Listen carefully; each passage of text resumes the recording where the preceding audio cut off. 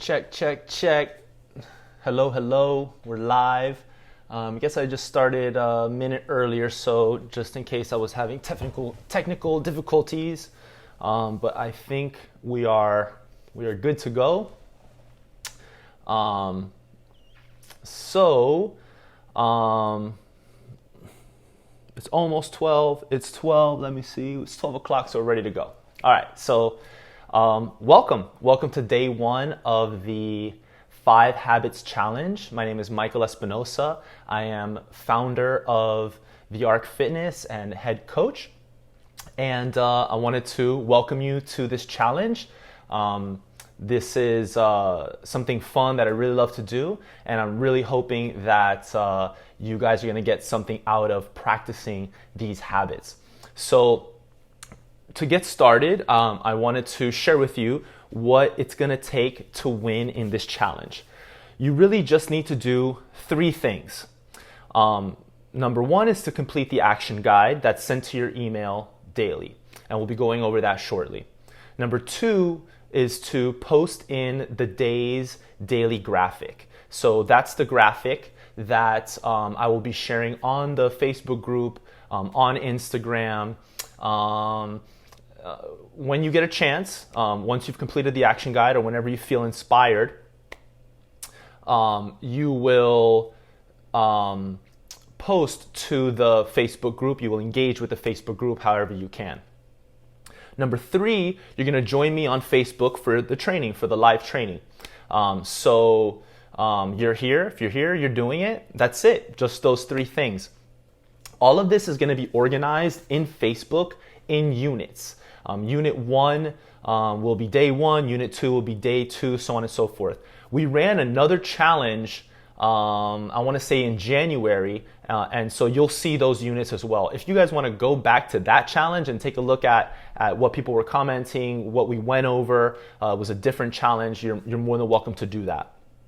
So before we get started, I just wanted to do a little housekeeping and go over the action guide and the scorecard with you all, because I'm sure you guys are going to have plenty of questions about all of this. So in your email, you're going to receive a link to get one of these, to download one of these. This is the day 1 action guide. And you'll have basically 3 steps on here. Number 1, you're going to choose your level. Level 1, level 2, or level 3. Each level will allow you to practice the habit at your level, whatever you're ready to do. So level 1 is just to eat slowly at 1 meal today. Level 2 is to eat slowly at all meals. And level 3 is to eat slowly at all meals with no distractions, which can be tough because a lot of us are used to having our phones out on Facebook, on Instagram, or working, checking emails while we're eating. So the level 3 tactic would be to make the time with no distractions to eat slowly. Realize that that's not realistic for everybody, or not everybody's ready to do that right now, but that's why it's level 3. That's why it's a high level tactic. When you're choosing your level, choose something that is challenging, but you'll be able to accomplish. It's really important that we are able to stack those 1% wins and move away from thinking all or nothing about this challenge, right? I either do everything or I don't do anything at all. Take baby steps, make improvements. If you don't ever eat slowly, eating 1 meal slowly is going to be a big deal. So again, that's the day 1 action guide. Choose your level. That's number 1. Number 2, I'm going to be asking you some questions. This week, it's the 4 crazy questions. It asks you to think about why eating slowly might be bad. What might be good about not eating slowly? What might be good about eating slowly? So it gets you to think about some of the resistance you may have to this habit, and also some of the good things that may come from practicing this habit, or some of the bad things that may come from not practicing this habit. So it's a really, really powerful tool to delve into yourself and to start to unpack some of those reasons. And these questions can be asked about anything we're ambivalent about. It's really, really an interesting exercise. And then finally, on the action guide, it asks you to share on the day's daily graphic and to keep score on your scorecard. There's some more information on the back. You all can check that out. But this is really the important stuff right up here. So moving on to the scorecard now, real quick so you guys understand what's going on here. You also will receive this in your email this morning. I posted a link for it on the next email as well. But I want you all to, this right here is gold. I want you all to print this out and put it up on your fridge, because this is what we're going to use to keep track of our habits and of our actions for this challenge. So it's really, really clear what you need to do day 1, day 2, day 3, day 4, and day 5.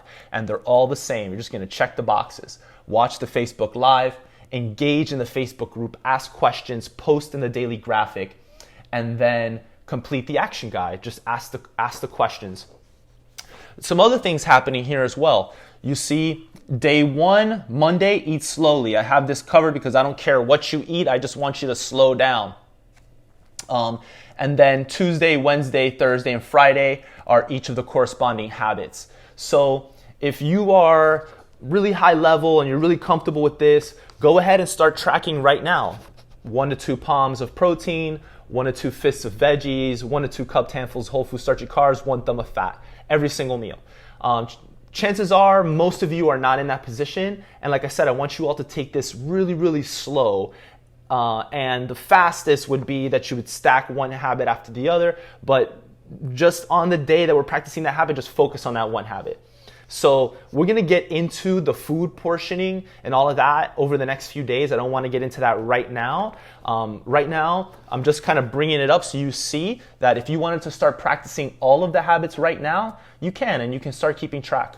That's what I'm doing. Is this mine? Yep, there's my breakfast, which I posted on my personal profile. And you know, this morning I had my curry chicken, which is my 2 palms of protein. I had some watermelon and spinach, which was my colorful fruits and veggies.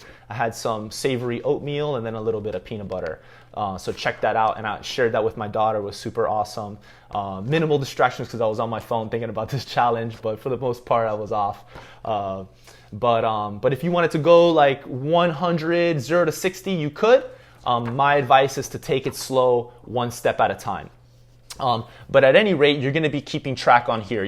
This is your meal plan. You'll be keeping track of your meals, if applicable, depending on the level you're practicing at. And then you're going to keep track of your daily tasks for the challenge.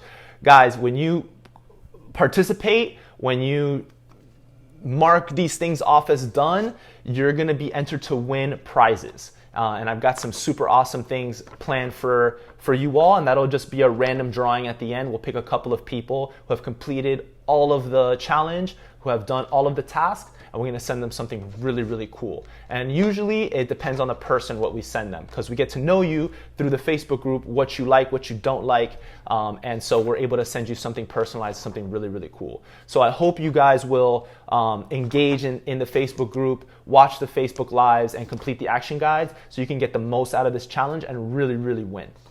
So without further ado, we're going to talk a little bit about the day's habit, which is to eat slowly. Depending on your level, you'll eat slowly at 1 meal today, or you'll eat slowly at all of your meals today, or you'll eat slowly at all of your meals today with 0 distractions, no electronics, nothing. You're just going to make all of that time to eat slowly. This is really the most important skill of eating that there is. Learning to eat more slowly is probably the most simple habit, but yet the most powerful thing you can do to improve your overall health. And I'm going to tell you exactly why now. Number 1 is sensing satisfaction, just understanding when you're full. If you're eating quickly, you're not getting that opportunity to sense in and to tap into how you're feeling. Kind of along those lines is improved digestion. The body needs time to prepare for food coming in. There's this entire process that maybe you're not aware of, right? But that you've experienced, like when you pass by a bakery and you smell that bread, maybe it's upper crust, and you're smelling that bread and butter cooking, the millefeuille, and you start to salivate. Well, that's your body getting ready to receive that food, that salivation. Saliva that contains enzymes, it's going to break down those carbohydrates. But it's not just the salivation, there's also enzymes that are preparing within your gut that are getting ready to digest food. If you surprise your gut with a ton of food at one time, say a slice of pizza in under 30 seconds, well, it hasn't had time to prepare to digest that food. When you eat slowly, you also process your food better. I talked a little bit about those enzymes in your saliva. You're chewing the food, so you're breaking the food down into smaller bits. And that's just gonna be easier for your body to process and easier for your body to absorb.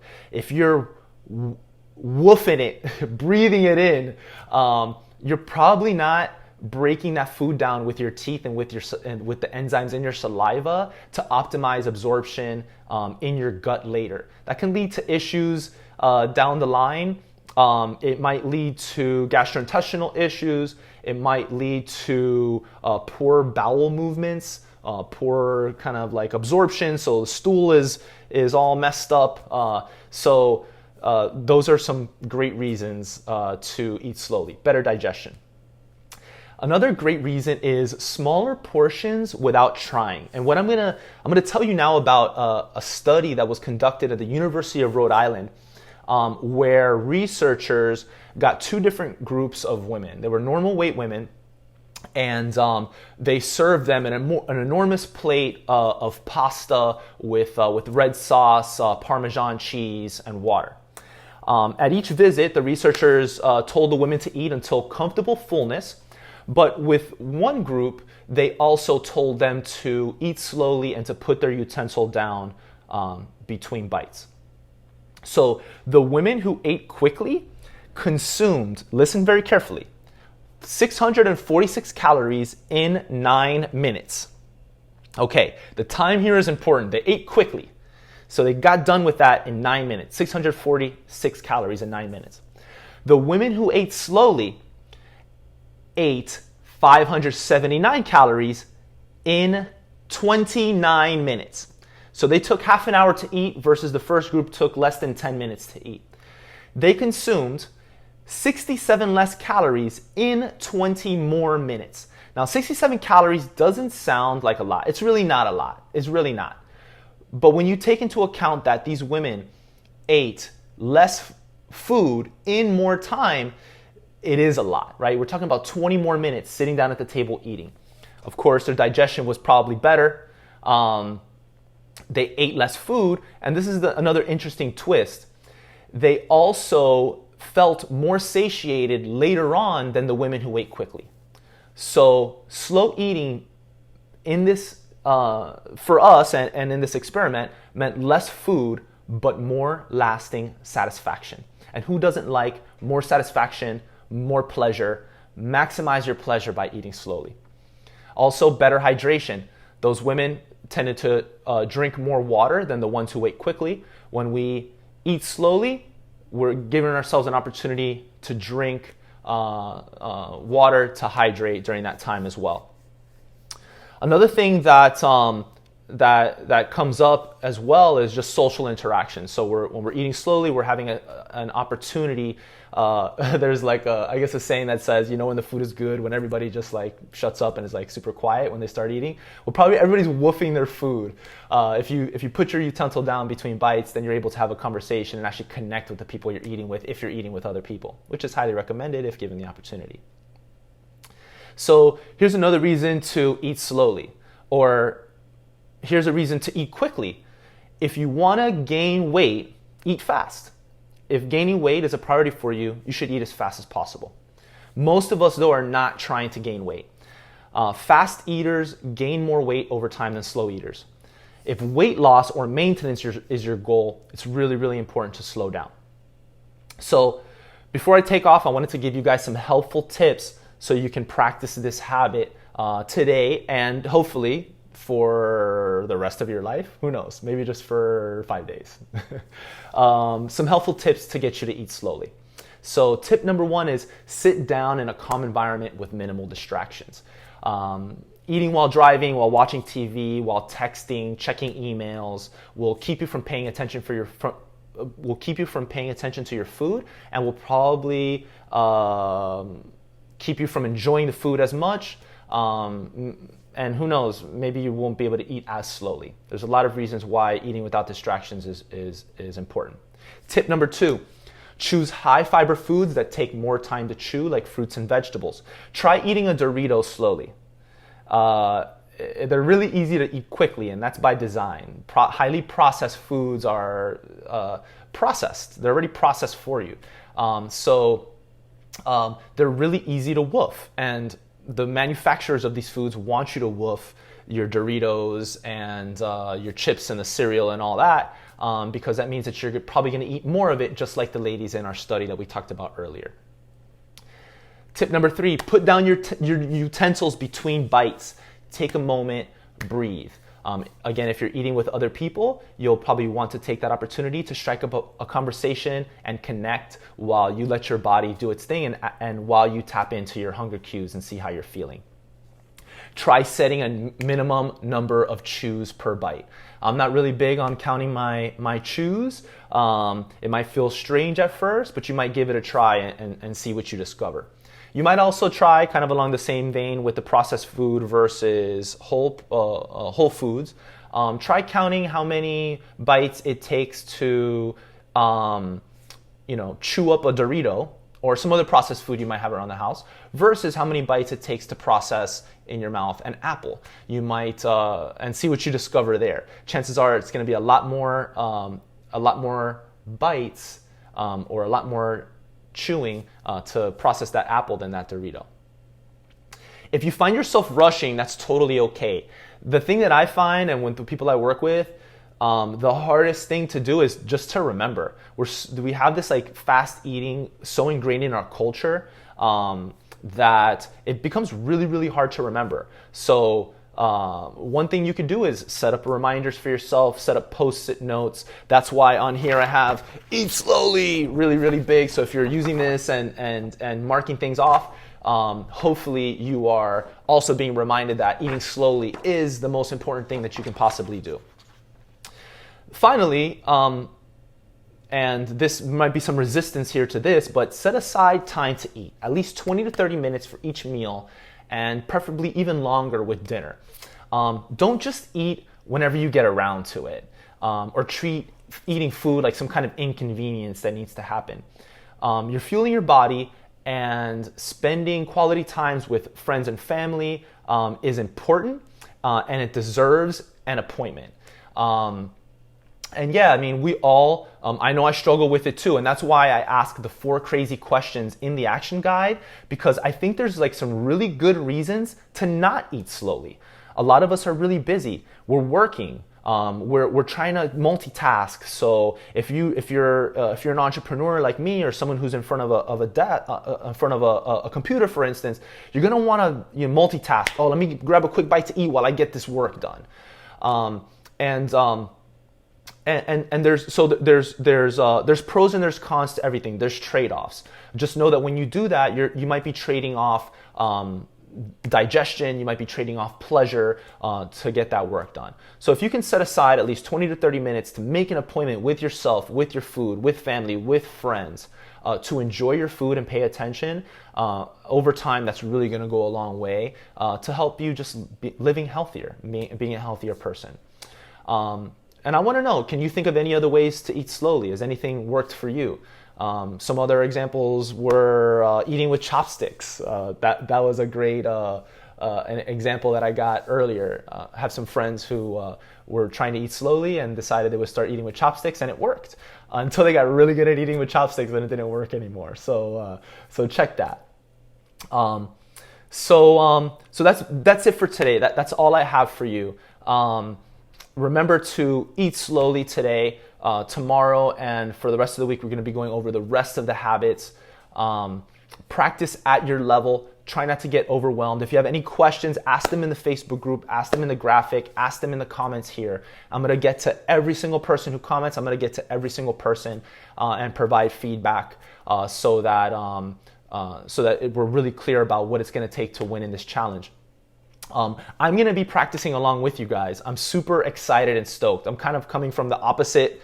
I have my own personal journey, and I'm kind of coming to the opposite end of the spectrum where I spent months on a calorie tracking app, counting calories and food and all that, and I am done. This is how I'm going to be doing things from now until I do that again in 2 years.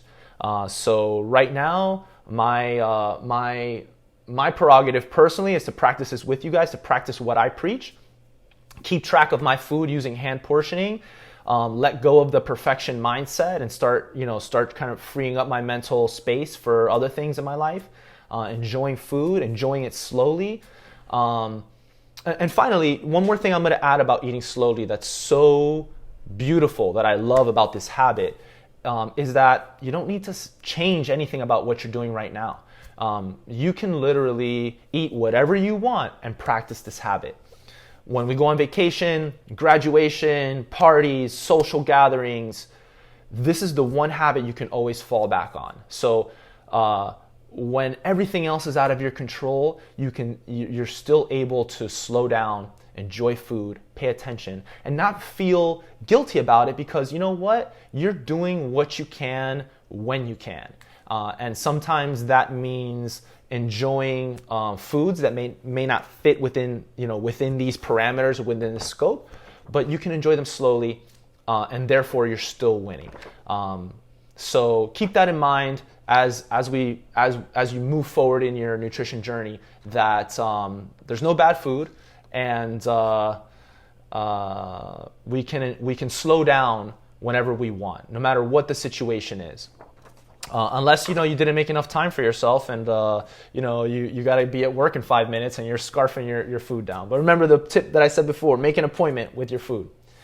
So if you can think of anything else, please let me know. This challenge is all about you guys. I need you to participate in the daily Facebook posts. And I need you to chime in. I need you to let me know what you're doing. I need you to let me know what's bad about eating slowly. I want you to think of some situations where eating slowly is not going to happen for you. I want you to think about why it's good. So yeah, this is all about you. I'm sorry, I'm being distracted by the comments. I'm gonna get to you, Sherry.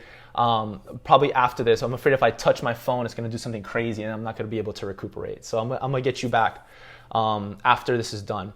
But let me see, where am I at now? So we're done with the Facebook Live. That's all I have for you today. Tomorrow, even more information. We're going to talk about protein. Get your 1 to 2 pounds of protein. Keep track on your scorecard of the challenge and choosing your level of what you eat. As you can see, your boy has already eaten breakfast. I had a solid breakfast and feeling good. I ate it slowly with my daughter, offering her food. So I think that's it. I'm going to sign off. I'm done talking. Until next time, until tomorrow at 12 p.m., my name is Michael Espinosa, head coach and founder of The Arc Fitness. Signing off, reminding you, it's not about perfection. It's about living 1% better every single day. I will see you all later. Cheers. Ciao.